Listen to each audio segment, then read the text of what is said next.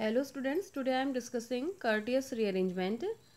What is Curtius rearrangement? When we heated acyl azide, then this acyl azide is converted into isocyanates. Okay, isocyanate means NCO. This is isocyanate group. And what is azide group? N3. And the structure of N3 is like this one, N double bond N double bond N. Here middle nitrogen is tetravalent. तो कैसा होना चाहिए? Positively charge होना चाहिए. And this nitrogen, terminal nitrogen is only divalent, तो कैसा charge होगा आपका? नेगेटिवली चार्ज होगा. And this is neutral because it completed try valency of nitrogen. ठीक, so this is the basic structure of किसका? Azide का. And if we will go through the reaction mechanism of Curtius rearrangement or Hoffman and Lawson, then we will find that there is a similarity between all three reactions. In all three reactions, after rearrangement, the final product is isocyanate. In the case of Curtius, the product is isocyanate. In the case of Hoffman rearrangement, although in the case of Hoffman rearrangement, final product is amines, but in between there is a formation of also isocyanate, as well as in the case of Lawson rearrangement, final product is isocyanate. ठीक है, तो तीनों में क्या बन रहा है आपका? मेन सिमिलरिटी जो है आइसोसाइनेट बनता है. And second one is there is a rearrangement of alkyl group from carbon to nitrogen. देखो कैसे ये आर जो फाइनल आपका बन रहा है, आर आपको क्या दिख रहा है? जैसे हम कर्टियस की बात कर रहे हैं, RCON3 on heating this compound, this acyl azide converted into isocyanate, plus कौन सी गैस रिलीज हो रही है? नाइट्रोजन गैस रिलीज हो रही है. सो कैसे पॉसिबल है? देखो यहाँ पर in the starting material R is linked with carbon atom, but in the product R is linked with nitrogen atom. It means there is a rearrangement of this R from carbon, or there is a shifting of this R from carbon to nitrogen. ठीक है, ऐसा ही इस case में भी हो रहा है. देखो ये फिलहाल अभी हम बात करेंगे क्या है.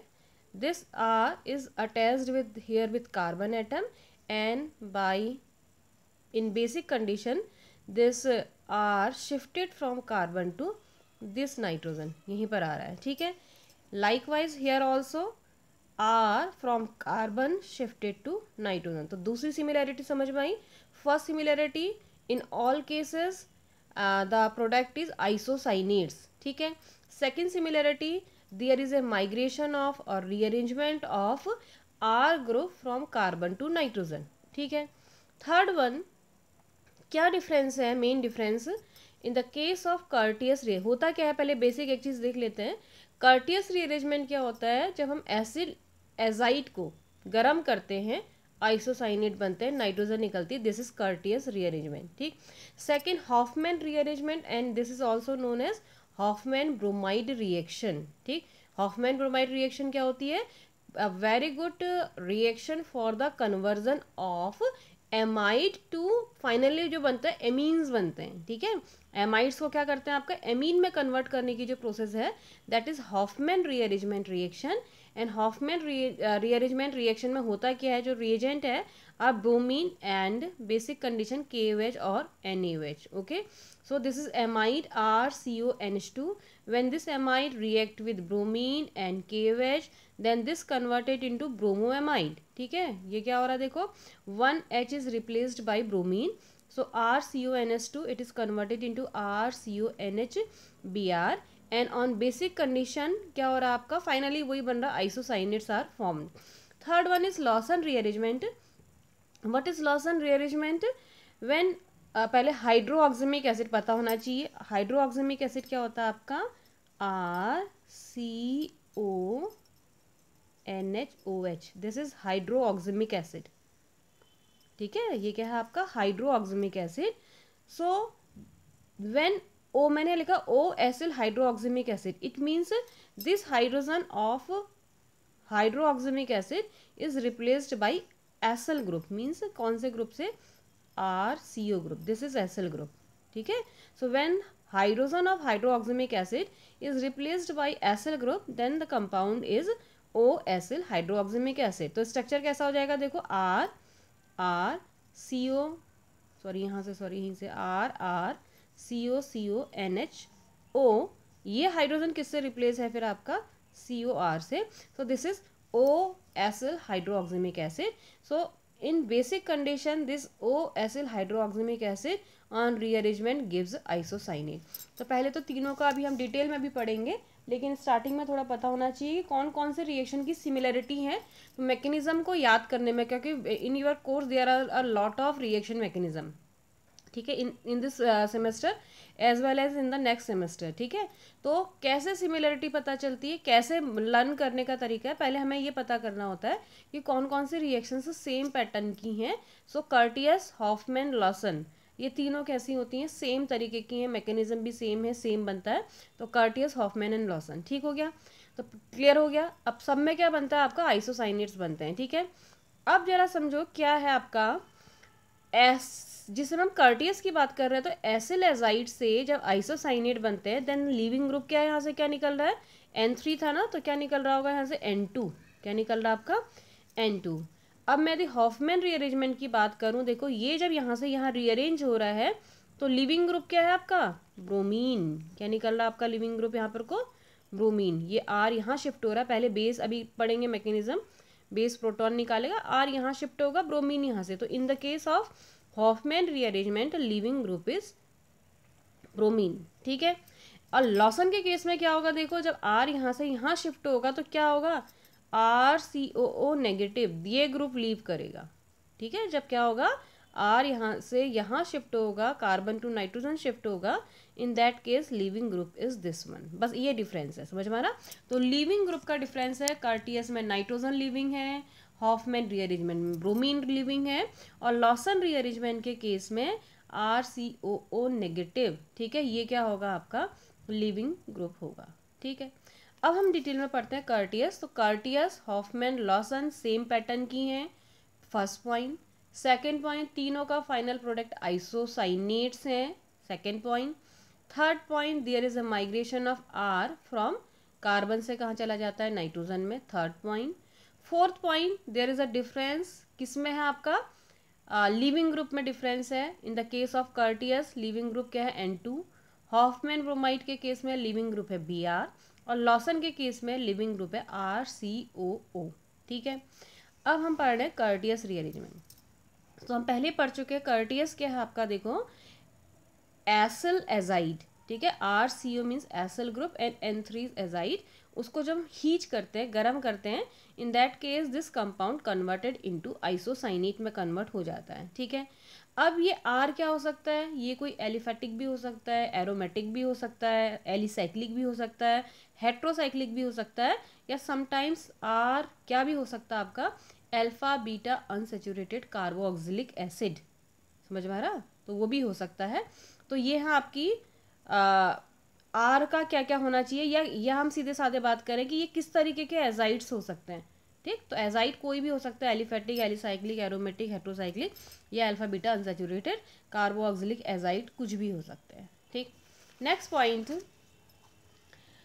होता क्या है देखो, जो टेम्परेचर है या ये जो रिएक्शन है कर्टियस, उसमें यदि हम कैसा करें, आपका एसिड कैटेलाइज रिएक्शन कर देते हैं, लुईस एसिड इस रिएक्शन को कैटेलाइज करती है, तो उस केस में क्या होता है आपका लो टेम्परेचर रिक्वायर्ड होता है, ठीक। वैसे नॉर्मली हाई टेम्परेचर पर होती है, बट यदि हम क्या करेंगे, कैटेलाइज कर देंगे रिएक्शन को, एसिड कैटेलाइज करते हैं, और कौन सा एसिड, प्रोटिक करते हैं, या लुईस एसिड होना चाहिए, ठीक है।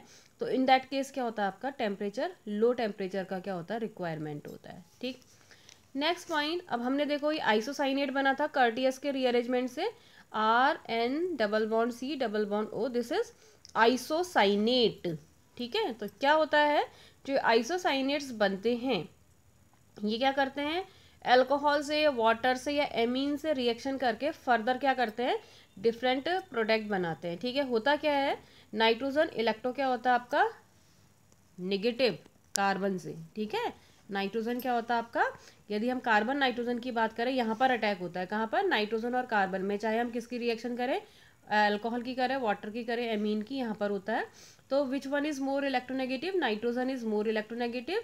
सो क्या होगा, एल्कोहल, जैसे वाटर रिएक्शन करेगा, पहले वाटर का ले लेते हैं सिंपल, वाटर इज H2O, और क्या कह सकते हैं हम, H2O को क्या भी लिखते हैं, H positive and OH negative, ठीक है।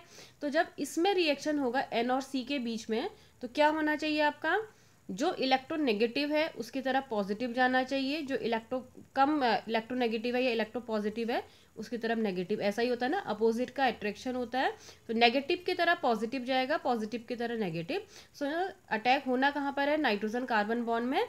Nitrogen is more electronegative as compare to carbon, तो इलेक्ट्रोनेगेटिव है तो कौन अटैक करेगा, H पॉजिटिव। हम कह रहे हैं नाइट्रोजन कैसा है आपका, इलेक्ट्रो नेगेटिव, तो नेगेटिव है तो कौन अटैक करेगा, H पॉजिटिव, और OH कहाँ पर करेगा, कार्बन।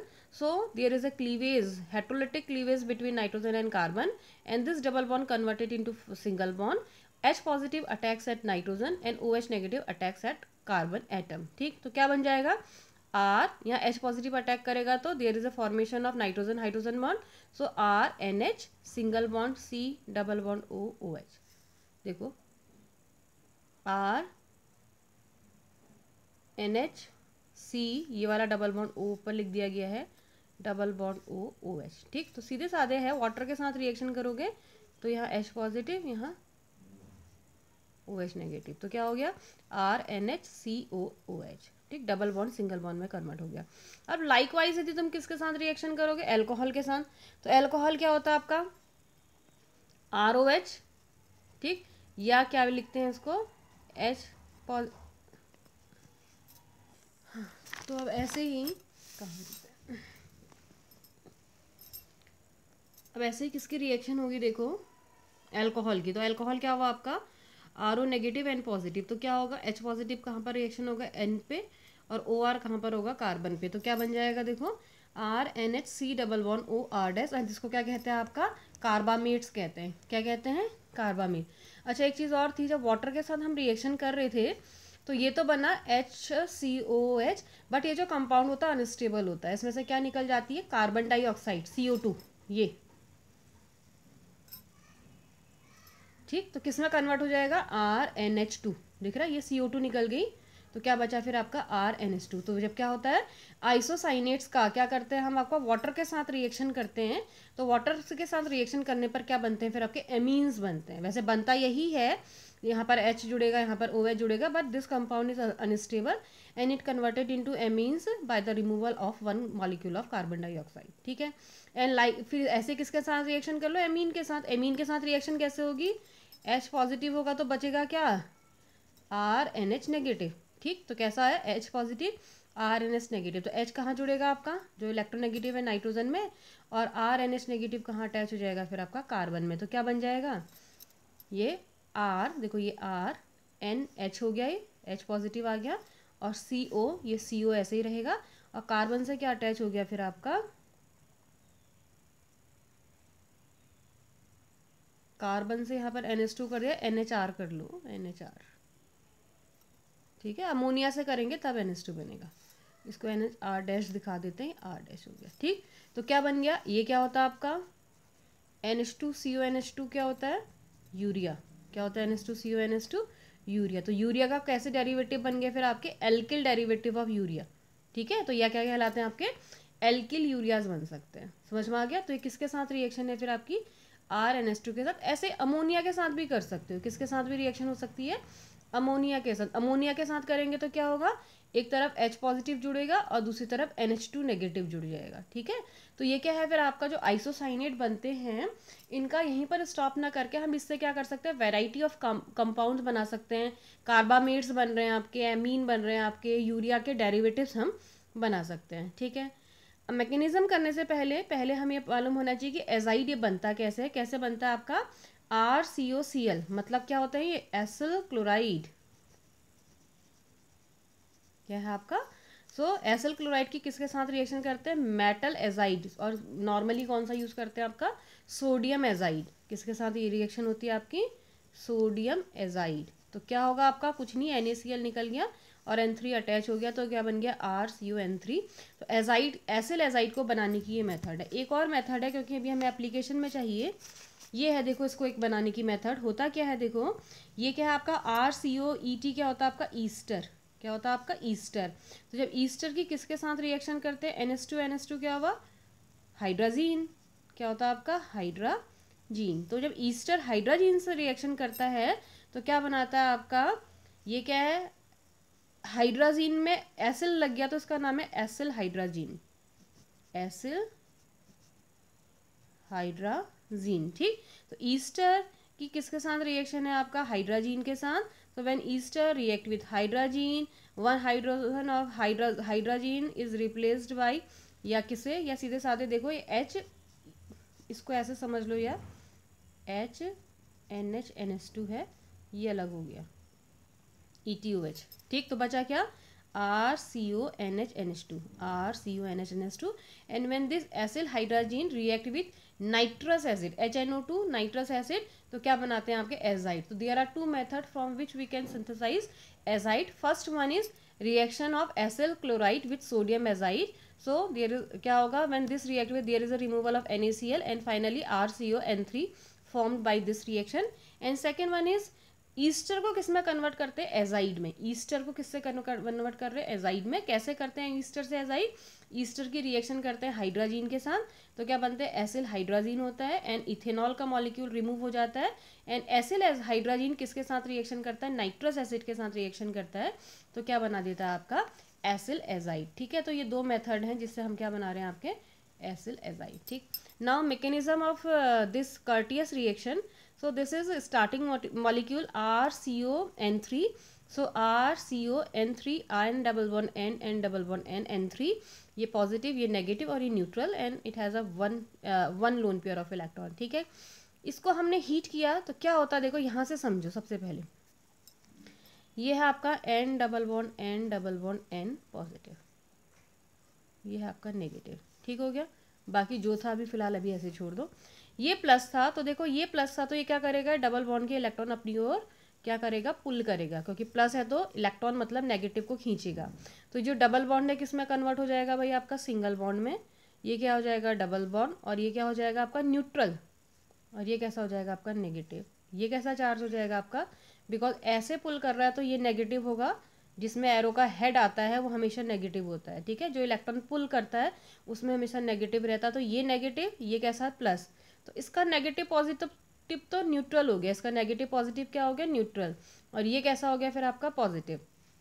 ठीक हो गया, अब इसके बाद क्या हुआ आपका, देखो ठीक हो गया, ये वाला बॉन्ड ऐसे टूटा, ये प्लस हो गया फिर से, अब इसने ये वाला बॉन्ड खींचा ही। ठीक, तो ये वाला नाइट्रोजन कैसा हो जाएगा, न्यूट्रल, क्योंकि पहले कैसा है प्लस, ये इलेक्ट्रॉन पुल कर रहा है तो ये कैसा हो जाएगा न्यूट्रल, और ये कैसा हो जाएगा पॉजिटिव हो जाएगा। तो क्या हो गया आपका, देखो ये तो कैसा हो जाएगा पॉजिटिव, ये कैसा है आपका नेगेटिव, और ये क्या हो जाएगा आपका न्यूट्रल। एक लोन पेयर पहले से था, एक और खींचा। ठीक है।